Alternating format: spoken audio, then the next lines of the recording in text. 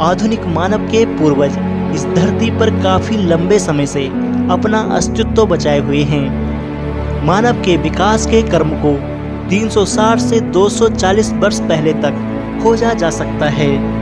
यह वह समय था जब एशिया तथा अफ्रीका में स्तनपायी प्राणियों यानी प्राइमेट नामक श्रेणी का उद्भव हुआ था। उसके बाद लगभग 240 लाख साल पहले प्राइमेट श्रेणी में एक उपसमूह उत्पन्न हुआ था जिसे होमिनॉइड कहा गया। इस उपसमूह में बानर यानी एप्स शामिल थे और फिर बहुत समय बाद लगभग 56 लाख वर्ष पहले हमें पहले होमिनिड प्राणियों के अस्तित्व का साक्ष्य मिला था। होमिनिड वर्ग होमिनॉइड उपसमूह से विकसित हुए।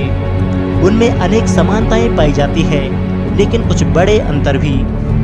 होमिनॉइड का मस्तिष्क होमिनिड की तुलना में छोटा होता था। वो चौपाए होते थे यानी 4 पैरों के बल चलते थे, लेकिन उनके शरीर का अगला हिस्सा और अगले दोनों पैर लचकदार होते थे।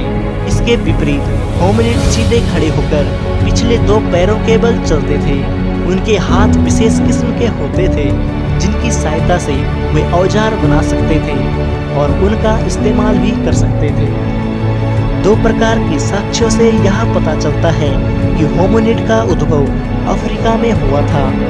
पहला तो ये कि अफ्रीकी बानरों यानी एप्स के समूह में होमिनिडों से बहुत गहराई से जुड़ा हुआ है। दूसरा, सबसे प्राचीन होमिनिड जीवाश्म जो ऑस्ट्रोपिथिकस वंश के हैं पूर्वी अफ्रीका में पाए गए हैं और उनका समय लगभग 56 लाख वर्ष पहले का माना जाता है। इसके विपरीत अफ्रीका से बाहर पाए गए जीवाश्म 18 लाख वर्ष से अधिक पुराने नहीं हैं। होमिनिड होमिनॉइड नामक परिवार के सदस्य होते थे। इस परिवार के सभी रूपों में मानव प्राणी शामिल थे। होमिनिड समूह की अनेक विशेषताएं थी, जैसे मस्तिष्क का बड़ा आकार, 2 पैरों के बल चलना, हाथ की विशेष क्षमता जिससे वे औजार बना सकते थे और उनका इस्तेमाल कर सकते थे। होमिनिडों को आगे कई शाखाओं में विभाजित किया जा सकता है। इन शाखाओं को जीनस कहते हैं। इन शाखाओं में ऑस्ट्रोपिथिकस और होमो अधिक महत्वपूर्ण है। इन शाखाओं में प्रत्येक की कई प्रजातियां होती है। ऑस्ट्रोपिथिकस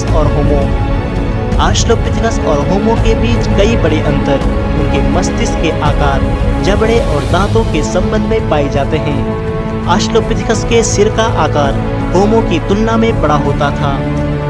आगे चलकर जब औजार बनाने व लंबी दूरी पैदल चलने की क्रिया में बढ़ोतरी हुई तब मानवीय स्वरूप का विकास भी होता गया।